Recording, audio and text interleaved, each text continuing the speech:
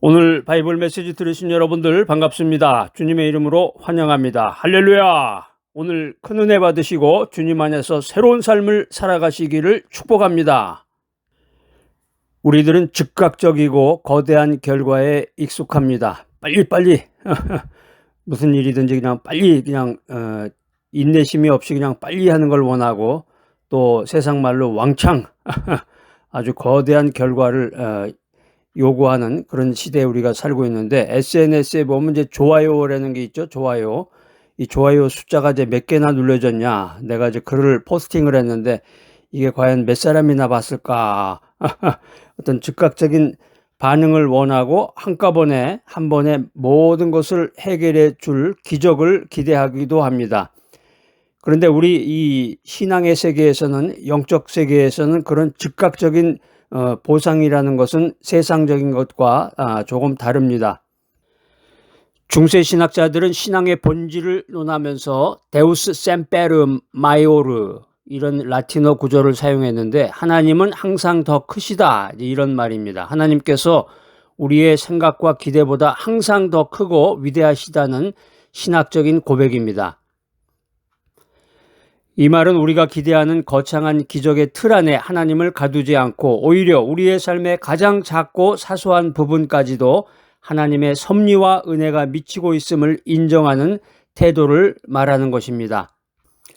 하나님은 우리 눈에 띄는 거대한 사건뿐만 아니라 매일 반복되는 평범한 일상 속에서도 섬세하게 역사하십니다. 지금 이 말씀을 가만히 이렇게 생각을 해보면은 블랙커피 한 잔 마시면서 한번 가만히 생각해 보세요. 하나님께서 큰 사건에만 관심을 가지시고 매일 반복되는 그 평범한 일상 속의 일들은 별로 관심이 없으시다. 그러면은 위대한 사람, 뭐 정치인이라든가 대통령이나 뭐 국무총리, 뭐 장관, 이런 사람들은 하나님하고 친하고, 평범하게 시골에서 농사를 짓는 사람이라든가 집에서 이제 가사일을 돕는 사람들은 하나님하고는 전혀 관계없는 인생을 살아가는 거잖아요. 그러니까 이게 세상이 우리에게 주는 사기죠. 어떻게 보면 사기야. 그러니까 우리는 너무 거창한 기적만을 바라보느라고 정작 우리 삶 속에 이미 자리 잡고 있는 하나님의 작은 손길, 매일의 작지만 확실한 기적을 놓치고 있는지도 모릅니다. 오늘 우리는 데우스 셈페르 마이오르, 이 하나님은 항상 더 크시다라는 이 고백을 마음속에 새기면서 우리 삶의 작고 사소한 것들 속에서 역사하시는 하나님의 크고 위대한 은혜에 대해서 은혜를 나누고자 합니다. 할렐루야!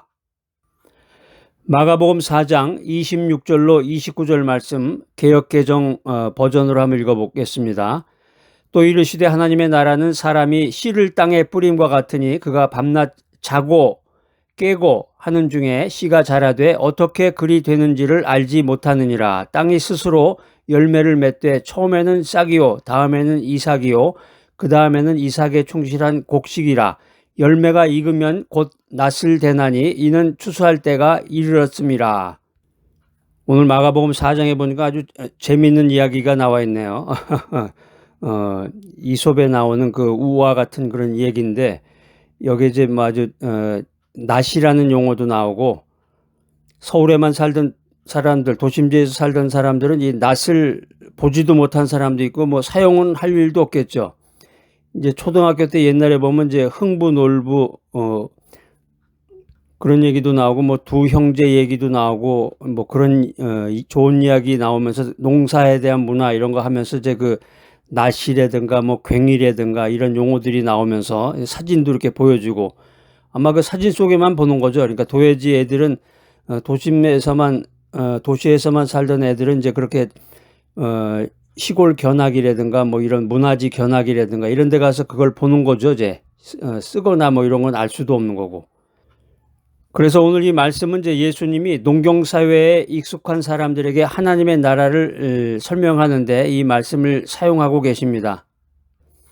오늘 이 비유는 농부의 노력과 수고를 이야기하는 것처럼 보이는데, 그 핵심은 농부가 어떻게 그리 되는지를 알지 못하는 이 씨앗의 신비로운 성장 과정에 있다는 것을 우리가 기억해야 되겠습니다. 농부의 통제를 벗어나서 땅 스스로가 열매를 맺는다는 사실은 하나님의 나라가 인간의 노력만으로 이루어지는 것이 아니로구나, 이 사실을 우리들에게 전해주고 있습니다. 이 말씀은 하나님의 주권적인 역사하심을 강조하며 우리가 할 수 있는 일은 단지 씨를 뿌리는 것이다, 말씀을 듣고 순종하는 것뿐이다, 이 사실을 우리들에게 교훈해주고 있습니다. 할렐루야. 인간의 삶의 성장이라는 것이 인간의 노력만으로 이루어지는 것이 아니다. 우리가 이제 뭐 여름 되면은 땀을 많이 흘리기 때문에 주변에 보면 이제 그 요로 결석이라고 그러죠. 결석에 걸렸다, 뭐 이런 분들이 주변에 이제 많이 생기는데, 그 시금치 같은 걸 이제 많이 먹으면 이제 요로 결석에 걸린다. 그래서 예전에는 시금치를 지금보다 더 많이 먹었죠. 시금치를 이제 많이 먹는데, 시금치를 이렇게 데친다고 그러죠. 물에다 살짝 데치거나 이제 시금치국을 끓일 때 그 뚜껑을 열어놓고 해야 거기에 이제 그 나쁜 성분들이 이제 위로 이제 올라가면서 그 시금치국에 물 먹어도 이제 이상이 없는데, 그 조리 과정이 잘못되면은 시금치를 먹었을 때 그 요로결석에 걸릴 확률이 크다는 거죠.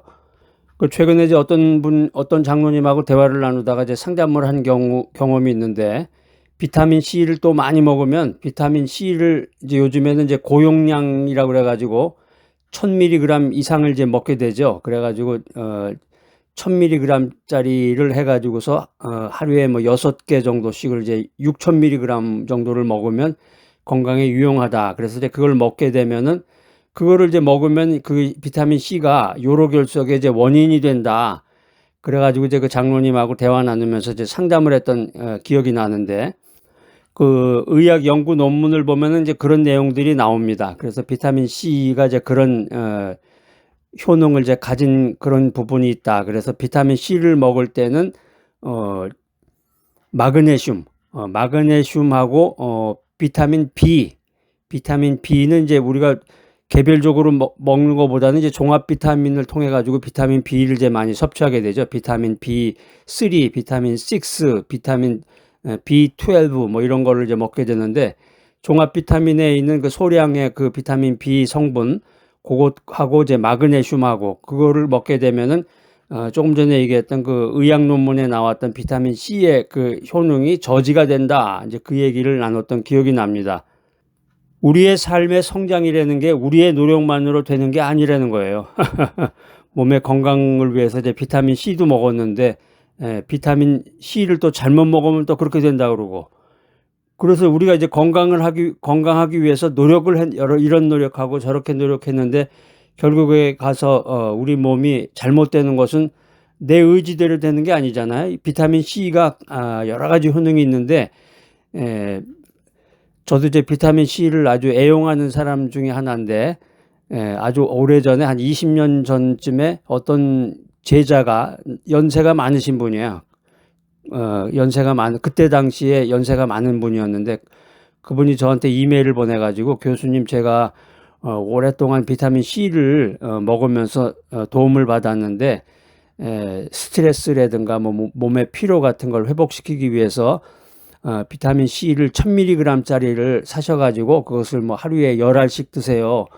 그게 무슨 의학적이고 과학적인 그런 것은 이제 제가 잘 모르는데, 제 자신이 그것을 먹어보니까 그렇게 효용이 참 도움이 됐습니다. 교수님도 스트레스가 많으실 텐데 그걸 한번 해보시기 바랍니다. 트라이를 해보세요 하고 이메일이 와서, 그때부터 제가 이제 쭉 비타민 C를 1000mg짜리를 이렇게 사가지고 하루에 그렇게 대용량을 해서 쭉 하루 이틀 한 게 아니라 그렇게 오랫동안 20여 년 동안 복용을 했어요. 그때 참 도움이 되더라고요.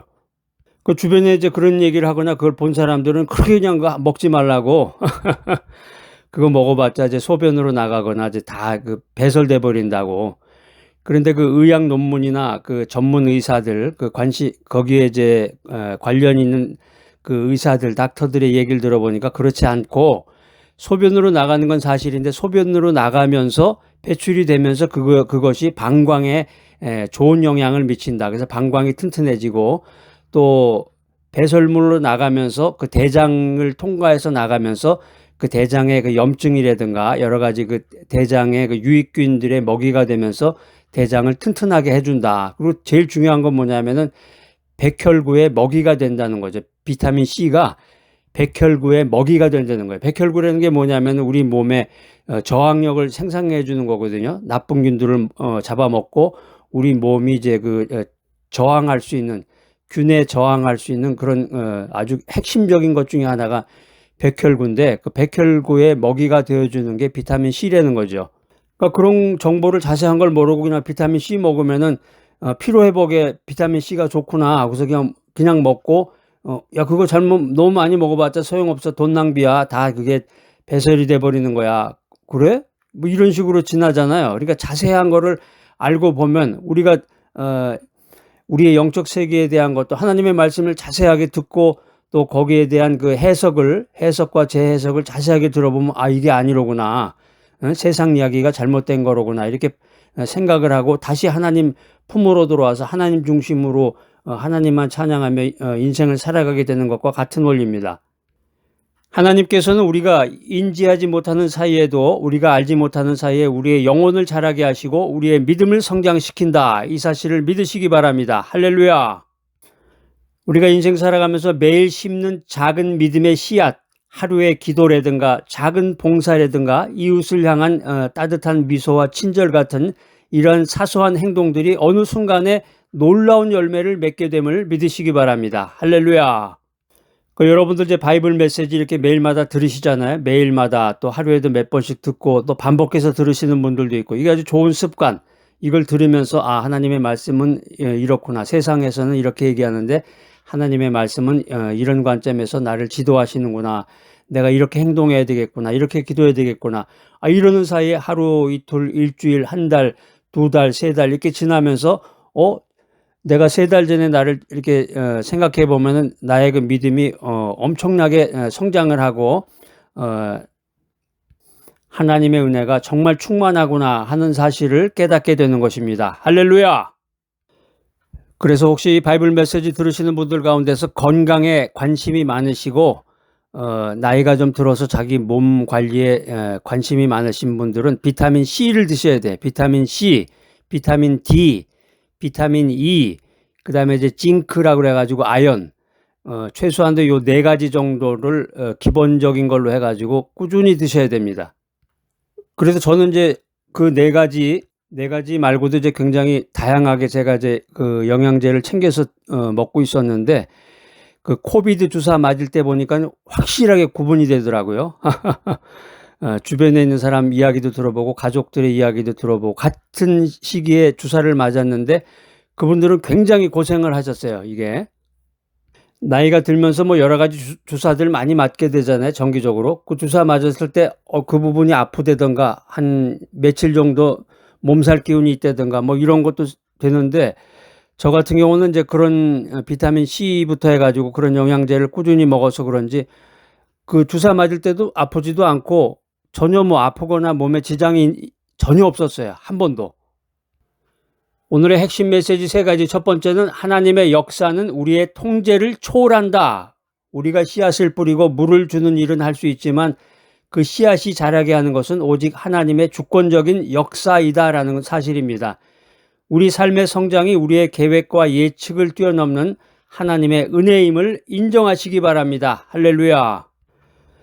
두 번째는 작은 씨앗이 큰 열매를 만든다. 하나님의 나라는 거창한 사건들뿐만 아니라 매일 우리가 뿌리는 작고 사소한 믿음의 씨앗으로부터 시작됨을 믿으시기 바랍니다. 꾸준하고 성실한 믿음의 행동들이 모여서 놀라운 결과를 만들어냅니다.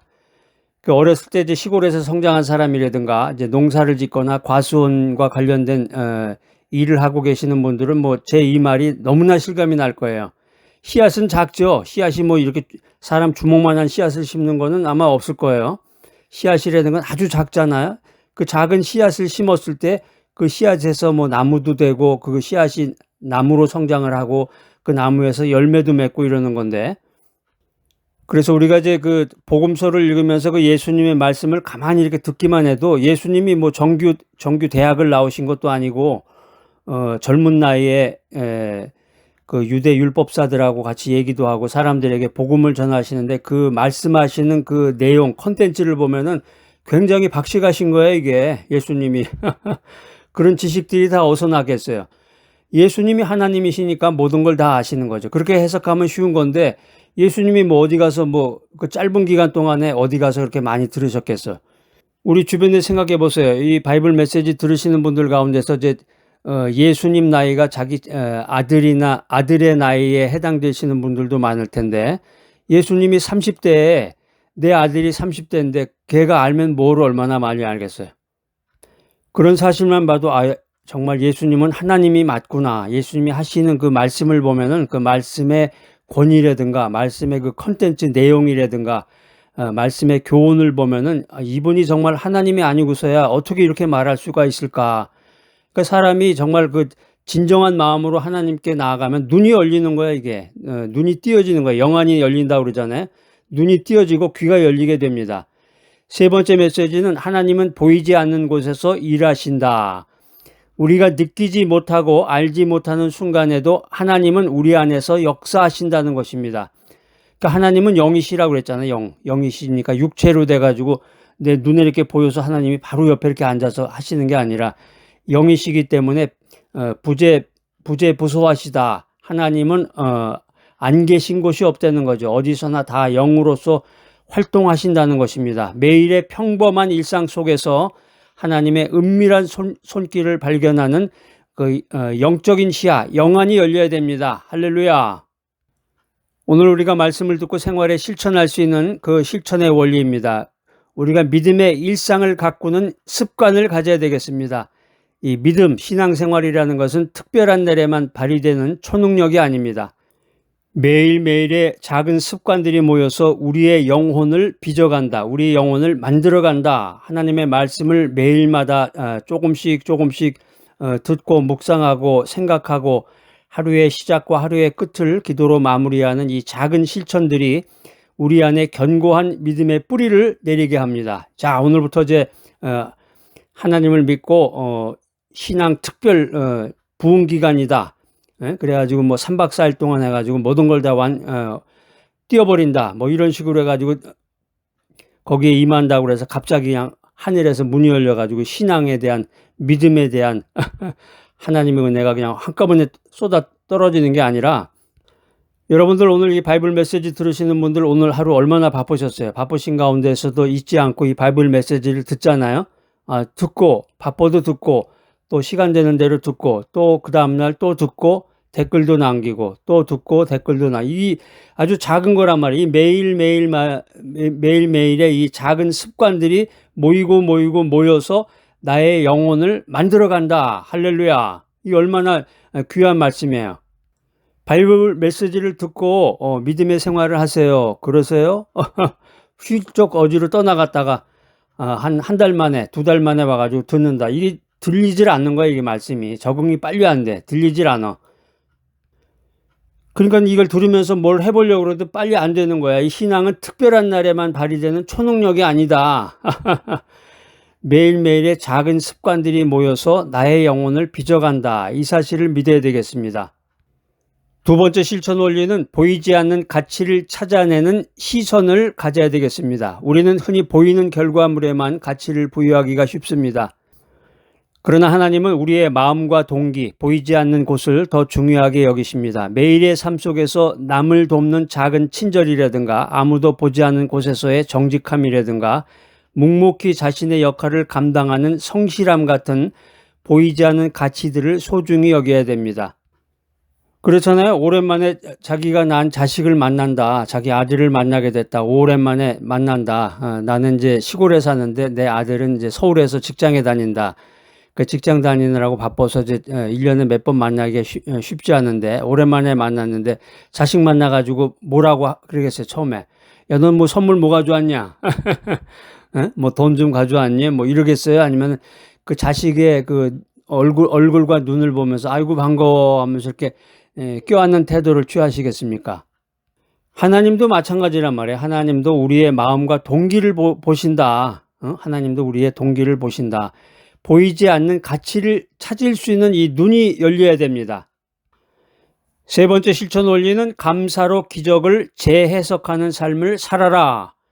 우리가 기대하는 기적, 우리가 이 세상이 기대하는 기적이라는 건 아주 되게 드라마틱한 사건들이에요. 그 쇼트트랙 같은 거 보면은 이제 또 축구 경기 같은 거, 월드컵 같은 거, 이런 축구 경기 같은 걸 보면은 이제 2대 0으로 지고 있다가 두 골을 넣어가지고 2대 2로 됐다가 연장전 들어가가지고 한 골을 넣어서 뭐 극장골을 넣어서 3대 2로 이겼다.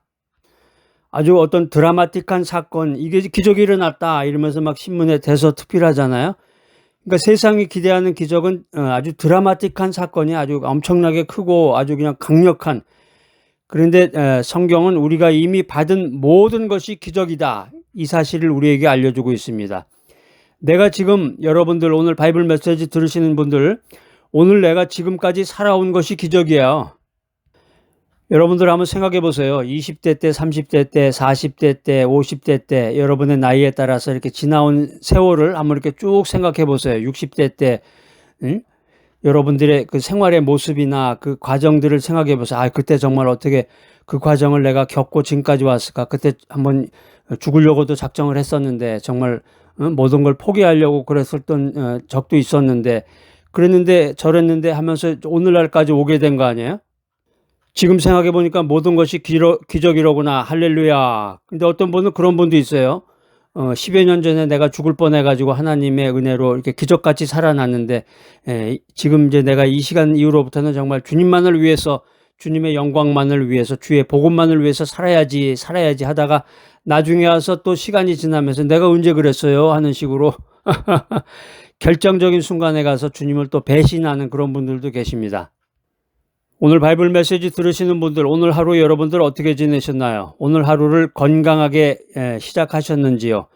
또 마음과 뜻이 맞는 사람들과 함께하며 대화를 나누셨는지, 숨을 쉬고 밥을 먹는 모든 순간순간이 기적임을 믿으시기 바랍니다. 할렐루야. 하나님 감사합니다. 이 감사라는 것이 지금까지 내가 살아온 모든 것이 기적이로구나, 이 감사가 이 기적들을 발견할 수 있는 영적인 렌즈와 같다, 이 사실을 믿으시기 바랍니다. 할렐루야. 오늘 바이블 메시지 들으신 여러분들, 거창한 기적만을 소망하며 오늘을 놓치지 않기를 예수 그리스도의 이름으로 축복합니다. 할렐루야.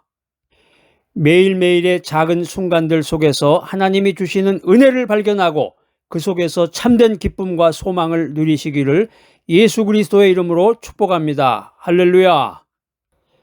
사랑과 은혜가 많으신 하나님 아버지, 오늘 삶의 작고 사소한 순간들 속에서도 역사하시는 주님의 크신 은혜를 깨닫게 하시니 감사합니다. 할렐루야. 매일 반복되는 일상 속에서 하나님의 손길을 발견하고 감사하며 살아가는 믿음을 허락하여 주시옵소서. 작은 일에 충성하고 보이지 않는 곳에서 역사하시는 주님을 신뢰하며 나아가게 하여 주시옵소서. 주님의 인도하심을 따라 소망의 씨앗을 뿌리고 아름다운 열매를 맺는 삶을 살게 하여 주시옵소서. 예수 그리스도의 이름으로 기도드립니다. 아멘.